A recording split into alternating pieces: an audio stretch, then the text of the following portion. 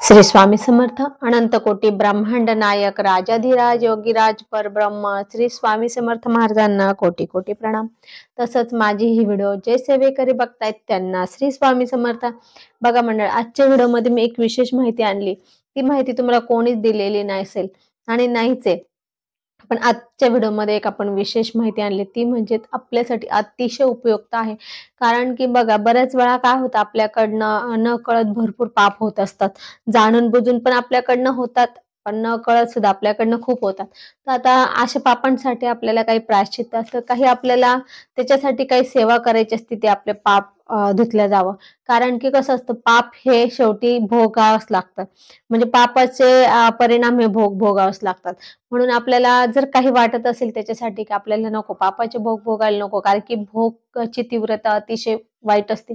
जेव्हा आपण असेल किंवा कोणी असेल, आपण बघतो आजूबाजू की जेव्हा ते भोग भोगत असतात ना, आपल्याकडे अक्षरशः म्हणजे त्यांच्याकडे बघवत नाही आपल्याला, अशी खूप होते। कारण की आपण स्वतः पण भरपूर काही भोग भोगतच असतो, की आपल्या जीवनामध्ये दुःख भरपूर राहतं, प्रत्येकाच्या जीवनात दुःख असतात। हे दुःख म्हणजे काय असतं, हे दुःख म्हणजे हे भोगच असतात। तर आता अशाच याच्यावर सेवा आणली, नुसतं तेच नाही, त्यासाठी काही म्हणजे नुसतं भोग कमी होण्यासाठीच नाही, किंवा फक्त त्याच्यासाठी पाप धुण्यासाठीच नाही, तर ही सेवा अतिशय उच्च कोटी सेवा। ह्या सेवेच्या पुढे कुठली सेवा नाही। अशी सेवा जर आपण ही सेवा रोज केली, तर आपल्याकडनं नकळत कितीही मोठं पाप हो, ते पाप या सेवेने धुतलं जातं, म्हणजे त्या पापाचे आपल्या पाप लागत नाही। मग नकळत झालेले, नाही तर तुम्ही म्हणाल ताई आम्ही जाणून बुजून करू, आम्ही वाचू हे आणि आम्ही जाणून बुजून करू, तर तसं नाही होत। तर कुठलेही जाणून बुजून केलं तर त्याला तुम्ही कितीही काही करा, त्याचे भोग भोगावेच लागतात। परंतु न कळत केलेल्या पापाचे आपल्याला त्याची सुद्धा खूप काही भोग भोगावे लागत असतात, ते आपल्याला माहित पण नसतं आपण काय केलेलं आहे, आणि ते आपल्याकडनं होत असतं। आता आपण चालतो, आपल्या पायाखाली पण कित्येक जंतू मरतात, आपण श्वास सोडतो, घेतो, सोडतो त्याच्या पण आपल्या नाकात म्हणजे आपल्या श्वासातून कार्बन डायऑक्साईड बाहेर पडतो, त्याच्यातून पण काय आपले काही जंतू मरत असतात, म्हणजे हवेतील। तर असे काही असतात त्यानंतर आपल्याकडनं बोलण्यात होतं, चालण्यात होतं, काही वागण्यात होतं, काही करण्यात होतं, किंवा काहीतरी होतं, कधीतरी आपल्याला खोटं पण बोलावं लागतं, कोणाचं मन पण दुखावं लागतं नाईलाजाने। अशा भरपूर काही गोष्टी आहेत त्या आपल्याला करायच्या नसतात, पण त्या आपल्याकडनं नकळत होतात, तर त्याला इलाज नसतो, त्या गोष्टी होणार, त्या होतात असतात। तर आता याच्यासाठी पण आपल्याला काहीतरी करायला हवं ना, कारण की त्याच्यावर पण आपल्याला हे भोग किती किती भोग भोगणार आपण ना। तर मग असं असतं, तर त्याच्यामुळे आजची व्हिडिओ आपण त्यासाठी आणलेली। तर आता ते आहे गायत्री सहस्रनाम आहे बघा। आता हे थोडंसं तुम्हाला उलट दिसेल, एकच मिनिट, तुम्हाला मी आता पुन्हा ते हे करून दाखवते। हे बघा, हे गायत्री सहस्रनाम आहे, हे आहे गायत्री सहस्रनाम बघा, सेवा गायत्री मातेची। तर हे जे आहे गायत्री सहस्रनाम आहे, हे गायत्री सहस्रनाम ही सेवा आणि हे जे स्तोत्र आहे, हा अतिशय उच्च कोटीची सेवा आहे। म्हणजे आपण म्हटलो ना, की देवांमध्ये सुद्धा सर्वात उच्च कोटीची सेवा जी आहे गायत्री मातेची, कारण की गायत्री माता ही पराकोटीची आहे, नुसतं उच्च कोटी नाही, पण पराकोटीची सेवा गायत्री मातेची असते। आणि आपल्या जीवनामध्ये कुठलंही पाप झालेलं असेल, आपल्याकडनं न कळत जेही पाप झाले असेल, ते गायत्री मातेच्या सेवेने धुतले जातात। म्हणून आपण बऱ्याच वेळा बघा, मला कधी कधी फोन येत राहतो, ताई आमच्याकडनं नाही का, आता आपण नवरात्र पण सांगितलं, चुकून दिवा आपल्याकडनं शांत झालं तर काय करावं, गायत्री मातेचा जप सांगितला। म्हणजे असं काही असतं जे काय आपल्याकडनं चुकून होतं, त्याच्यासाठी त्याचं प्रायश्चित्त म्हणून आपण गायत्री मातेची सेवा करत असतो, कारण की गायत्री माता ही सगळ्या पापांचा नाश करत असते। म्हणून आता तशीच ही सेवा आहे, गायत्री सहस्रनाम आहे हे। तर गायत्री सहस्रनाम हे सुद्धा सगळ्या सेवेमध्ये उच्च कोटीची सेवा आहे। सगळ्या ह्या म्हणजे माऊली सांगतात बघा, की गायत्री सहस्रनामाच्या वरती कुठलीही सेवा नाही।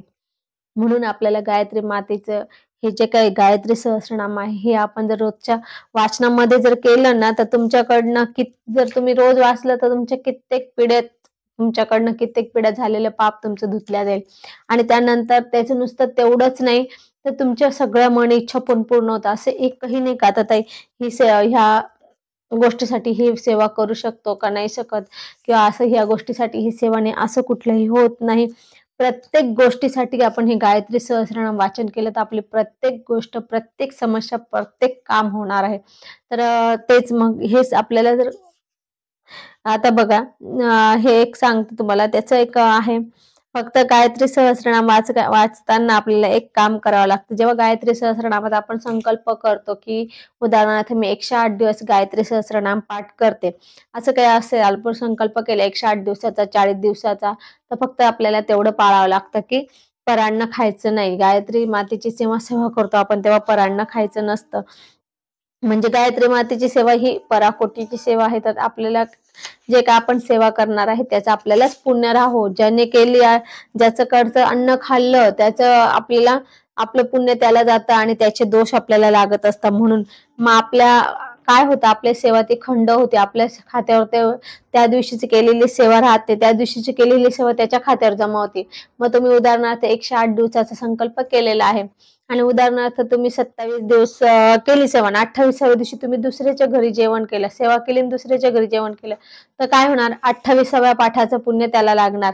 म्हणजे तुमच्या खात्यावरचं तो पाठाची सेवा कट होणार. बरोबर? ते पुण्य कट होणार म्हणजे ती सेवा पण कट होणार.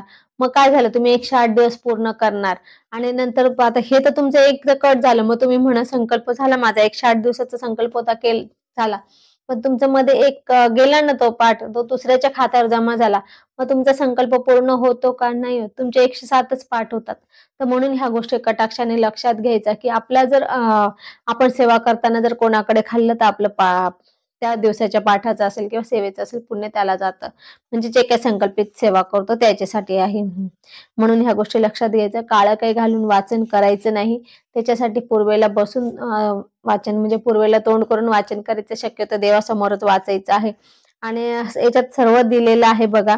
मला सर्वात महत्वाचं आणि सारखं सांगा वाटतं, की ह्या गायत्री सहस्रनाम हे आपल्या जीवनातील प्रत्येक दुःख मुक्त करणारं स्तोत्र आहे आणि स्तोत्र काय असं खूप मोठं नाही. आपले विष्णू सहस्रनाम एवढं स्तोत्र आहे. पण आपल्याला सुरुवातीला जे थोडंसं आपण पहिल्यांदाच वाचत असेल तर आपल्याला ते थोडं अवघड जातं. नंतर एकदा वाचन आपण नेहमी केलं की आपल्याला ते सोपं जाईल. म्हणून आपल्याला हे गायत्री सहस्रनाम मी तर म्हणते प्रत्येकाने नित्यसेवेमध्ये हे अवश्य वाचावं. दिवसभरातून कधी वाचायचं पण शक्यतो त्याला पण असं हे आहे सकाळी किंवा संध्याकाळी वाचावं. म्हणजे तुम्हाला जर काही संकल्पित करायचे असेल तर सकाळी किंवा संध्याकाळी सेवा करायची ते. दिवसा शक्यतो नाही करायची पण नुसतं सेवा म्हणून करायची असेल तर काही हरकत नाही. पण काही संकल्पित करायचे असेल तुम्हाला काय आता तुम्ही एखाद्या वेळेस एखाद्या कामाचा संकल्प केलेला आहे त्या कामासाठी मी 108 दिवस गायत्री सहस्रनाम वाचेल किंवा 108 गायत्री सहस्रनामाचे पाठ करेल अशा कामासाठी 40 दिवसात 11 दिवसात जे काय असेल ते तर तेव्हा मग आपल्याला तेवढं पाळावं लागतं. महिला असेल तर महिलांना सुद्धा ते आपल्याला जर आपल्याला तुम्ही काही संकल्पित सेवा करत असाल तर तुम्हाला तेव्हा आहे मात्र ब्रह्मचर्य पाळावं लागेल. पण म्हणून 108 दिवसाची आपण महिलांनी कुठल्याही महिलांनी 108 दिवसाची सेवा करायची नाही म्हणजे घ्यायचा नाही संकल्प 108 दिवसाचा. कारण की 108 दिवस म्हटल्यावर तुमचे खूप दिवस जातील आणि एवढे दिवस मग तुम्हाला ब्रह्मचर्य पाळणं शक्य होणार नाही. म्हणून एवढ्या दिवसाचं महिलांनी घ्यायचं नाही. मुलींना काय हरकत नाही. पिरियड्सचे 4 दिवस जाऊ द्यायचे, 5व्या दिवशी पुन्हा रेग्युलर कंटिन्यू वाचन करायचं. म्हणजे उदाहरणार्थ आता तुमचे 15 दिवस झाले, पिरियड्स आला, 4 दिवस गेले, 5व्या दिवशी पुन्हा केस वगैरे धुवून वाचायला सुरुवात करायची. 15 दिवस झाले मग 16व्या दिवस काउंट करायचं. म्हणजे असं कंटिन्यू करायचं. असं त्याच्यात काही हे करायची गरज नाही. परंतु फक्त काळं घालायचं नाही आणि परान्न खायचं नाही. एवढं मात्र करायचं आहे. त्यानंतर महिलांनी ब्रह्मचर्य पाळायचं म्हणून महिलांनी आपल्या 11 दिवसाचा संकल्प करायचा. 11 दिवसात इतके 21 पाठ करेल किंवा 40 पाठ करेल जे असेल ते असं करायचं म्हणजे जास्त दिवसाचं हे नाही करायचं. आता बघा याच्यामध्ये काय काय आहे ते सांगते.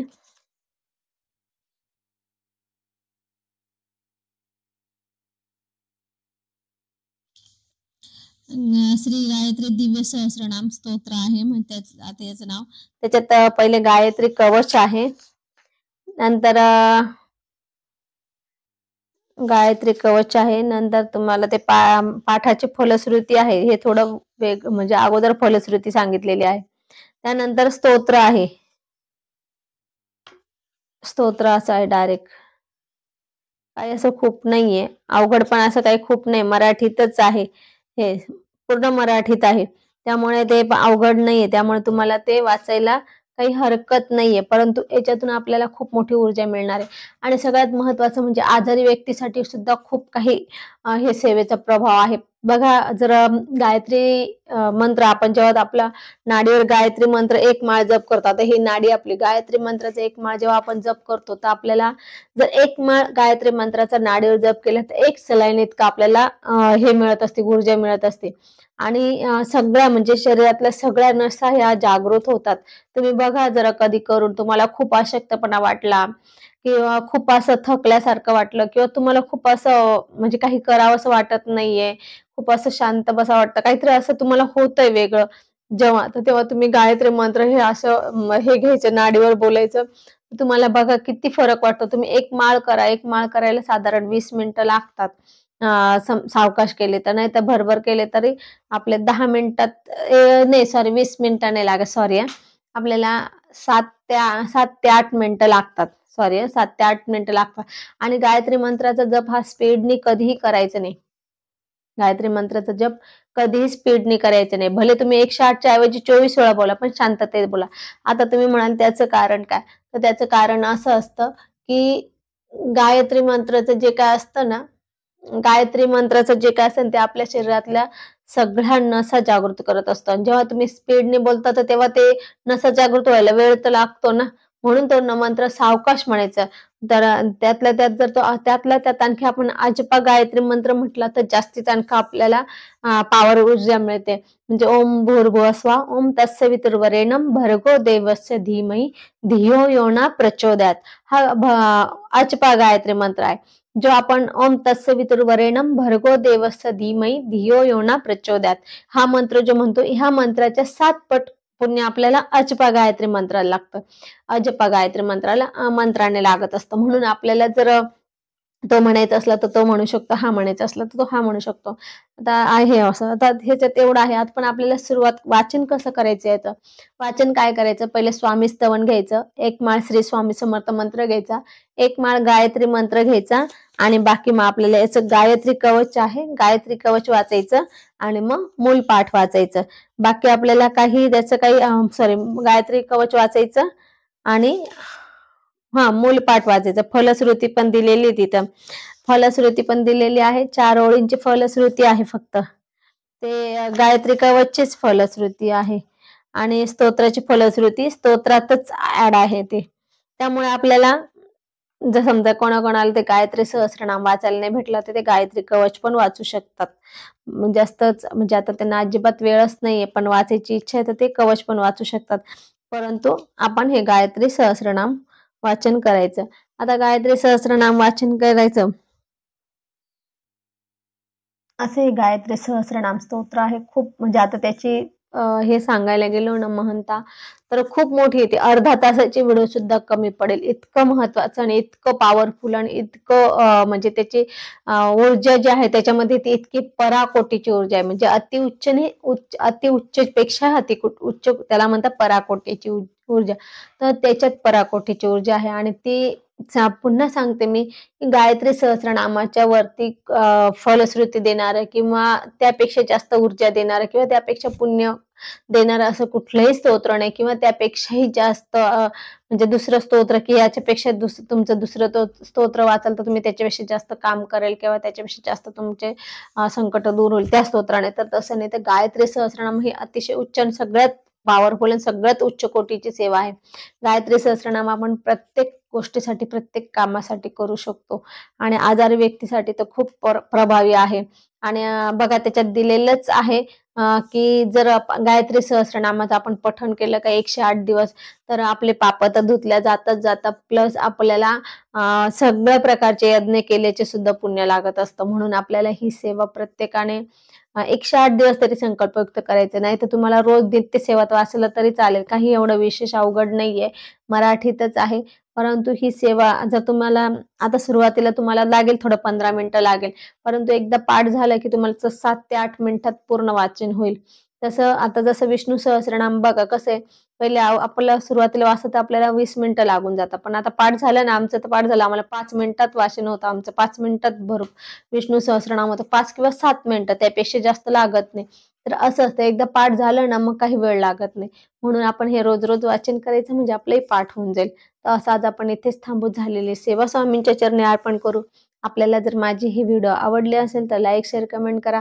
माझ्या चॅनलला सबस्क्राईब करा. श्री स्वामी समर्थ.